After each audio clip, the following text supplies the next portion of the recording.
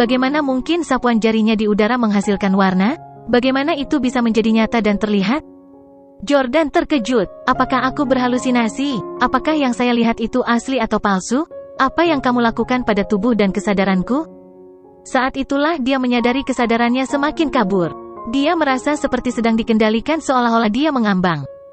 Yul berkata, jangan pikirkan ini untuk saat ini. Berpura-pura bahwa Anda seorang pasien dan menaruh hati dan jiwa Anda ke dalamnya. Rangkullah seluruh proses pengobatan penyakit Anda melalui voodoo.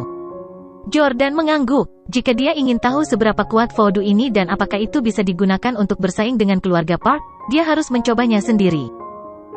Jordan berhenti menolak gagasan impotensi, seperti yang ditunjuk oleh Yul.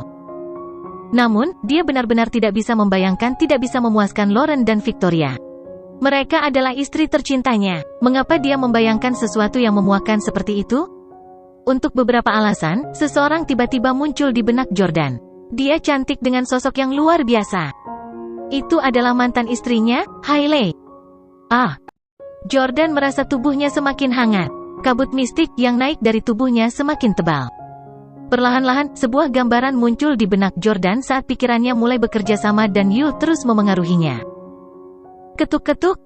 Mengenakan seragam pengantar makanan, Jordan mengetuk pintu hotel bintang 5 itu. Pintu hotel terbuka dan pasangan yang akrab memasuki garis pandangnya. Pembaruan oleh vipnovel.com. Keduanya mengenakan piyama hotel. Itu adalah Tyler dan Hailey. Suami, kenapa? Kenapa kamu ada di sini? Hailey panik saat melihat Jordan. Namun, Hailey segera menjadi lebih berani. HMPH, Jordan, jangan salahkan aku karena berselingkuh. Anda tidak berguna. Karena kamu tidak bisa memuaskanku, aku harus mencari pria lain. Tyler tersenyum. Jordan, apakah kamu masih bisa dianggap laki-laki jika kamu bisa memuaskan istrimu sendiri? Apa bedanya kamu dengan Kasim? Hahaha. Kata-kata dan tindakan mereka menusuk Jordan. Jordan sangat marah.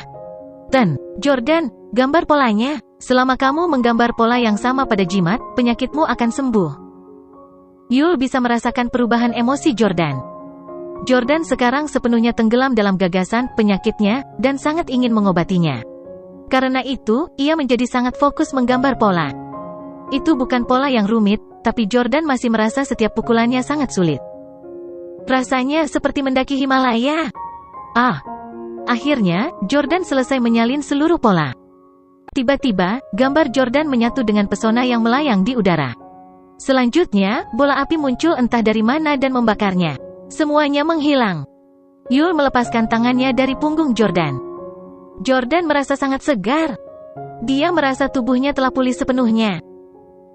Jordan, bagaimana perasaanmu? Tanya Yul. Jordan menghela napas lega. Itu luar biasa. Saya bahkan tidak sakit tetapi setelah voodoo itu, saya merasa benar-benar segar. Bagi orang yang benar-benar sakit, voodoo ini pasti akan membodohi mereka secara psikologis. Dr. Zielinski, bagaimana Anda menghasilkan begitu banyak kabut ketika tangan Anda di punggung saya? Juga, bagaimana Anda mengendalikan otak saya untuk membuat saya berhalusinasi? Yul tersenyum. Tidak perlu terburu-buru. Saya akan memberitahu Anda tepat waktu. Namun, saya pikir Tuan Jordan harus pergi ke kamar kecil untuk menyelesaikan sesuatu terlebih dahulu. Petik 2. Jordan menunduk dan merasa canggung. Voodoo memang mengesankan. Yul tersenyum jahat. Kamu bisa memanggil istrimu untuk membantumu. Saya akan memakai headphone saya dan mendengarkan musik untuk sementara waktu. Saya tidak akan menguping. Jordan berkata, tidak perlu. Saya tidak memikirkan istri saya sekarang. Petik 2. Karena dia telah membayangkan Hailey sebelumnya, dia sangat membutuhkannya sekarang. Dan dia pasti akan bersedia membantunya jika dia bertanya. Namun, Jordan tidak akan pernah memanggilnya. 1 jam kemudian, Jordan meninggalkan kediaman Yul dan tiba di bandara. Ketika dia menaiki Zephyr Tree, Sylvie dan pria Korea Selatan itu bergegas dengan penuh semangat untuk mengungkapkan keheranan mereka pada pesawat tak kasat mata itu. Nama pria Korea Selatan itu adalah Jin Won. Dia berseru, Tuan, Steel, teknologi di pesawatmu terlalu canggih. Saya belum pernah mendengar hal seperti ini sebelumnya. Itu tidak kalah dengan pesawat keluarga Park. Keluarga Park pasti memiliki pesawat tak terlihat yang serupa. Namun, Jin Won terutama bertanggung jawab untuk memilih orang untuk rumah sakit swasta. Dia mungkin tidak memenuhi syarat untuk berhubungan dengan teknologi pesawat keluarga Park. Akibatnya, arogansi sebelumnya sekarang berubah menjadi kekaguman pada Jordan.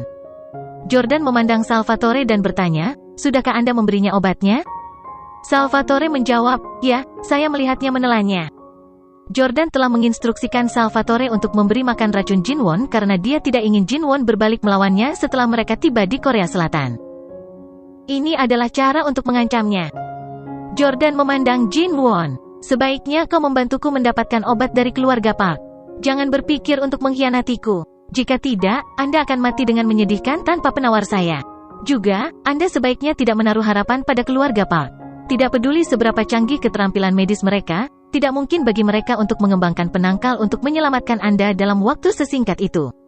Saya jamin Anda akan mati karena racun saya sebelum mereka punya waktu untuk mengembangkan penawarnya." Petik 2. Jinwon mengangguk berulang kali. "Ya, Tuan Steel, aku pasti akan patuh dan tidak mengkhianatimu." Melihat pria itu jujur, Jordan berkata, "Baiklah, ayo berangkat ke Korea Selatan." 1 jam kemudian, Zephyr Tree mendarat di Suwonsea, Korea Selatan. Rumah sakit swasta keluarga Park terletak di kota ini. Sebelum menuju ke rumah sakit, Jordan mengatur agar tim mengendalikan drone dan berpatroli di udara di atas rumah sakit. Dia mengatur agar naga mempersiapkan anak buahnya untuk berperang. Selain itu, Jordan juga mengatur agar Harry berkeliling di sekitar dan siap dipanggil untuk menjemput Jordan dan Sylvie dari rumah sakit. Setelah semuanya diatur, Jordan, Sylvie dan Jinwon memasuki rumah sakit swasta keluarga Park. Tidak ada tanda-tanda rumah sakit di luar rumah sakit ini. Keluarga Park juga tidak berusaha menyamarkannya sebagai fasilitas lain. Seperti pangkalan rahasia keluarga Steele, seseorang juga harus melewati beberapa pos pemeriksaan untuk memasuki rumah sakit swasta keluarga Park.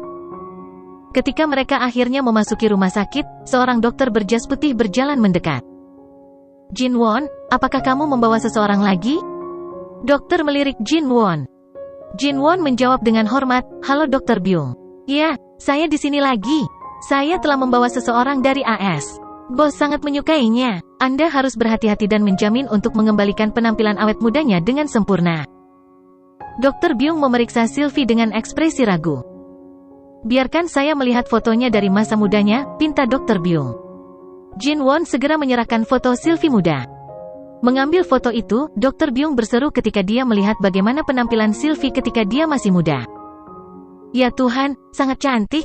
Bos pasti akan menghadiahimu dengan mahal karena menemukan kandidat terbaik." Jinwon tersenyum. "Kami masih harus mengandalkan metode brilianmu untuk membawa wanita ini kembali ke masa kejayaannya. Ketika saatnya tiba, selama bos kami senang, hadiah kami akan sangat besar." Petik 2. Dr. Byung mengangguk. "Ya, tidak buruk. Jangan khawatir, saya pribadi akan mengawasi seluruh proses kali ini. Saya tidak akan membiarkan apapun terjadi pada wanita ini." Petik 2. Dr. Byung akhirnya memperhatikan Jordan. Dia bertanya pada Jinwon, "Siapa pria ini?" Jinwon menjawab, "Dia menantu wanita ini." Bab novel baru diterbitkan di FREEB, N. Veld CM. Dr. Byung tertawa terbahak-bahak. "Kenapa kamu membawa menantunya ke sini? Apakah dia ingin secara pribadi menyaksikan ibu mertuanya memasuki sarang harimau?" "Hahaha. Selain itu, Anda tahu bahwa ini adalah rumah sakit swasta keluarga Park. Orang luar tidak diperbolehkan untuk mengetahui tempat ini. Apakah kamu tidak takut dia akan dibunuh oleh keluarga Park jika kamu membiarkannya masuk?" Dengan itu, Dr. Byung berkata kepada Jordan dalam bahasa Inggris yang patah-patah, "Jika kamu tidak ingin mati, tersesat." Jordan sedikit kesal dan menjawab dalam bahasa Korea, "Aku akan pergi dengan ibu mertuaku." Jinwon menambahkan, "Ya, Dr. Byung, dia bisa menjadi penerjemah wanita ini." Tidak menyukai sikap Jordan, Dr. Byung membentak, "Tidak perlu. Kami memiliki penerjemah profesional di sini. Suruh dia pergi. Obat keluarga Park pasti akan disembunyikan dengan baik dan diamankan. Bagaimana bisa Jordan berharap untuk mencurinya jika dia tidak masuk?" Sambil berpikir, Jordan segera berkata, "Ibu mertua saya tidak tahu bagaimana berbicara bahasa Inggris standar. Dia hanya tahu bagaimana berbicara dengan dialek bahasa Inggris regional yang sangat berbeda. Saya yakin Anda tidak memiliki juru bahasa yang tahu semua dialek bahasa Inggris regional di AS, bukan?" Dr. Byung terdiam sejenak. Memang ada beberapa dialek dan aksen bahasa Inggris regional di AS, banyak di antaranya bisa terdengar sangat berbeda dari bahasa Inggris standar. Penerjemah Korea Selatan mereka hanya bisa mengerti bahasa Inggris standar. "Baiklah, karena hanya kamu yang bisa menerjemahkan, kamu juga bisa masuk. Namun, saya harus mengingatkan Anda bahwa ini bukan tempat di mana siapapun bisa masuk dan pergi begitu saja." Petik 2. Dengan itu, Dr. Byung memberi Jordan senyum jahat dan pergi. Jordan mengerti apa yang dimaksud Dr. Byung. Dia mengisyaratkan bahwa Jordan mungkin tidak bisa keluar hidup-hidup jika dia masuk. Ada banyak rahasia di sini. Keluarga Park mungkin akan membunuh Jordan untuk membungkamnya setelah menggunakannya. Tapi Jordan sudah bersiap jadi dia tidak takut. Jordan, aku sedikit takut. Sylvie tiba-tiba menjadi agak pemalu. Dia memegang tangan Jordan saat seluruh tubuhnya bergetar. Bagaimanapun, Sylvie hanyalah istri seorang pria dari keluarga kaya.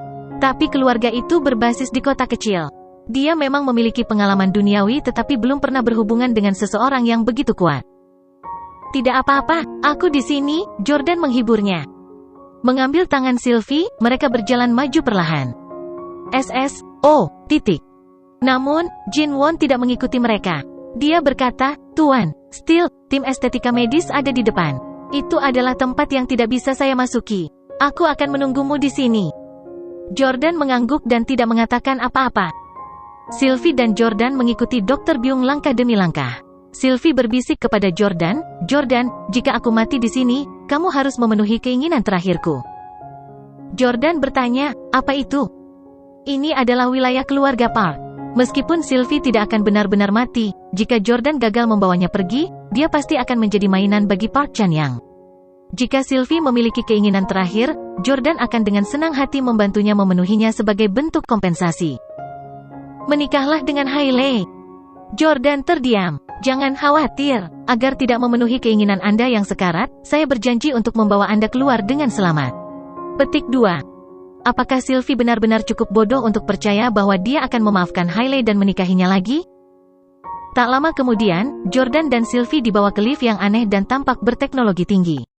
Interior kaca lift saja membuat Sylvie kagum. Dr. Byung tidak menekan tombol apapun setelah mereka memasuki lift. Tapi lift mulai bergerak dengan sendirinya. Lift tidak hanya bisa bergerak naik turun, tapi juga bisa bergerak ke kiri dan ke kanan. Sylvie terkejut. Dia meremas tangan Jordan dengan erat. Yordania, ada apa dengan lift ini? Apakah itu ke kiri? Bukankah seharusnya lift hanya bergerak naik turun? Bagaimana lift ini bisa bergerak ke kiri dan ke kanan? Dr. Byung mendengus jijik pada ekspresi terkejut Sylvie. Orang kampung. Namun, dia memperhatikan bahwa Jordan tidak bereaksi sama sekali ketika lift bergerak ke kiri dan ke kanan. Ekspresinya tetap sama dan dia tidak terlihat gugup atau kagum. Bocah ini, HMPH, dia pasti berpura-pura tenang. Dr. Byung berpikir dalam hati. Nyatanya, Jordan sudah tahu tentang teknologi ini. Di rumah sakit swasta keluarga Steel, ada juga lift yang bisa bergerak ke kiri dan ke kanan. Ini bukan lagi teknologi baru bagi 8 keluarga. Mereka sudah memilikinya beberapa dekade yang lalu. Jordan menjelaskan kepada Sylvie, ini adalah lift multi-arah. Tidak ada kabel tetapi lift dipasang di jalur logam sebagai gantinya. Ini didukung oleh mesin garis lurus dan dapat membawa kita ke level yang berbeda melalui akselerasi magnetik. Lift juga dapat berputar di persimpangan sepanjang lintasan, sehingga kita dapat bergerak secara horizontal di sepanjang lantai. Bibi, jangan membuat keributan. Itu bukan masalah besar. Jangan biarkan orang Korea Selatan ini meremehkan kita. Setelah penjelasan Jordan, Sylvie menegakkan punggungnya dan melanjutkan posturnya yang bermartabat. Dr. Byung melirik mereka. Bahasa Inggrisnya tidak bagus sehingga dia tidak begitu tahu apa yang dikatakan Jordan. Segera, pintu lift terbuka untuk mengungkapkan ruang kerja medis yang luas. Puluhan orang berseragam dokter sibuk bekerja. Ini adalah tim estetika medis dari rumah sakit swasta keluarga Park. Jordan tahu bahwa mereka mewakili para jenius medis top dunia, terutama dalam hal estetika medis. Kalau saja kita bisa membawa semua orang ini ke pihak kita. Sebagai Steel sendiri, Jordan sangat ingin melakukan sesuatu untuk membantu keluarganya. Ikut denganku. Dr. Byung berkata dengan dingin pada Jordan. Dia membawa mereka ke kamar pribadi. Dr. Chul. Dr. Byung memanggil dokter lain di ruangan itu. Dr. Byung. Dr. Chul mengangguk padanya. Dia melirik Jordan dan Sylvie. Kamu membawa yang lain? Ada anggukan dari Dr. Byung. Dia adalah seseorang yang sangat dihargai oleh bos. Kita harus sangat berhati-hati. Jangan biarkan sesuatu terjadi padanya, jangan sampai dia menyalahkan kita. Dr. Chul memandang Jordan. Kenapa pria ini ada di sini? Dr. Chul berkata kepada Dr. Byung dengan sangat hati-hati, rumah sakit keluarga Park penuh dengan rahasia. Bagaimana Anda bisa membawa orang asing dengan begitu mudah? Selain itu, Anda membawanya ke ruang perawatan inti tim medis kami? Mendengar ini, Dr. Byung menarik Dr. Chul ke samping dan berbisik, awalnya saya tidak setuju. Namun, wanita ini tidak bisa berbahasa Inggris standar. Hanya orang ini yang bisa menerjemahkan. Jangan khawatir, setelah perawatan selesai, kita bisa membunuhnya kan? Petik 2. Dr. Chul mengangguk dengan serius. Dia pasti harus dibungkam. Keduanya berbicara dengan lembut. Namun, Jordan memiliki kemampuan membaca bibir. Ditambah dengan nalurinya yang kuat dan kemampuannya untuk secara akurat menyimpulkan sifat manusia, dia bisa menebak apa yang mereka bicarakan. HMPH, kamu ingin membungkamku? Kami harus melihat apakah Anda memiliki kemampuan. Petik 2. Jordan meremehkan. Dr. Byung mengeluarkan foto Sylvie ketika dia masih muda dan menyerahkannya kepada Dr. Chul. Dia tersenyum jahat. Dr. Chul, lihatlah. Bukankah wanita ini sangat cantik ketika dia masih muda? Petik 2.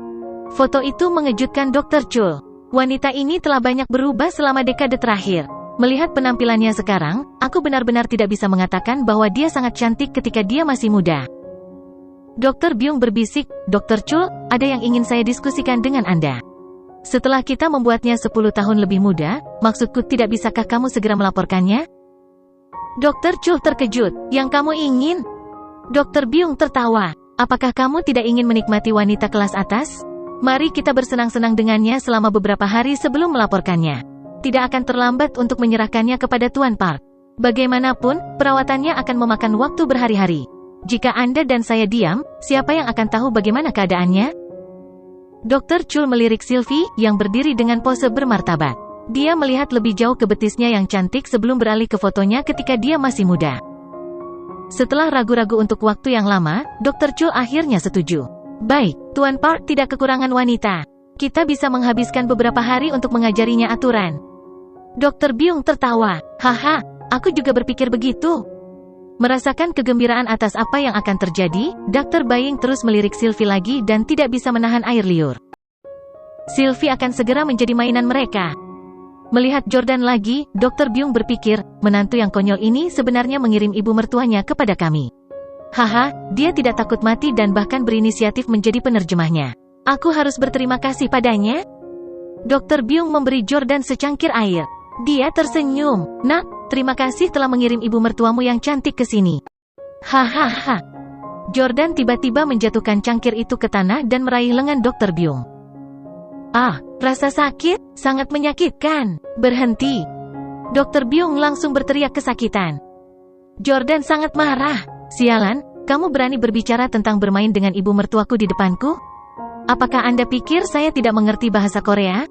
Jika bukan karena fakta bahwa Anda adalah orang yang akan melakukan prosedur, saya akan membunuh Anda di tempat. Kalian berdua adalah dokter yang tidak bermoral, segera minta maaf kepada ibu mertuaku. Petik 2. Sebagai dokter kepala tim medis keluarga Park, Dr. Byung bangga dan sombong. Dia benar-benar mengabaikan sekitar 99,9% dari semua dokter dan manusia lain di dunia. Apakah dia akan meminta maaf kepada orang-orang ini? Dr. Byung juga semakin marah. Sialan, jadi bagaimana jika aku berbicara tentang ibu mertuamu di depanmu? Anda membawanya ke sini, jadi Anda harus tahu harganya. Anda ingin saya meminta maaf kepada udik desa rendahan seperti Anda? Puff, lepaskan segera, atau aku akan memanggil seseorang untuk mematahkan anggota tubuhmu. Jordan berkata dengan dingin, kamu bisa meminta bantuan, tapi aku berjanji akan mematahkan lenganmu sebelum bantuan datang. Memukul. Jordan tidak semua bicara dan tidak ada tindakan. Dia segera memutar lengan Dr. Byung. Ah, saya minta maaf, saya minta maaf. Dr. Byung langsung mengaku kalah. Orang bijak tahu kapan harus mundur. Meskipun ini adalah wilayah keluarga Park, dia saat ini berada di tangan Jordan dan dalam bahaya tulangnya patah setiap saat. Karena itu dia akan tunduk padanya untuk saat ini. Pada akhirnya, udik desa ini pasti akan dibunuh oleh keluarga Park setelah ini. Tidak perlu bagiku untuk berdebat dengan orang yang akan segera mati. Dr. Byung berpikir dalam hati. Dengan pemikiran itu, Dr. Byung membungkuk hormat ke arah Sylvie. Nyonya, tolong jangan mengambil kata-kata saya ke dalam hati. Saya tidak punya niat untuk tidak menghormati Anda. Aku tidak akan pernah melakukan sesuatu yang kasar padamu. Bahkan saat dia meminta maaf, dia berpikir dalam hatinya, HMPH, kamu wanita tua. Setelah saya membuat Anda 10 tahun lebih muda, saya akan bermain dengan Anda sampai Anda memohon belas kasihan. Memukul. Jordan menamparnya. Dr. Byung menutupi wajahnya dan menatap Jordan dengan perasaan bersalah. Bukankah dia sudah meminta maaf? Mungkinkah Jordan bisa membaca pikiran? Tentu saja, Jordan tidak bisa membaca pikirannya. Dia berkata, ibu mertua saya tidak tahu bahasa Korea. Bagaimana dia tahu apa yang Anda bicarakan? Minta maaf dalam bahasa Inggris? Dr. Byung merasa sedih, karena ibu mertua Jordan tidak mengerti bahasa Korea. Dia tidak akan menyadari bahwa dia telah mengatakan hal-hal kasar tentangnya sebelumnya.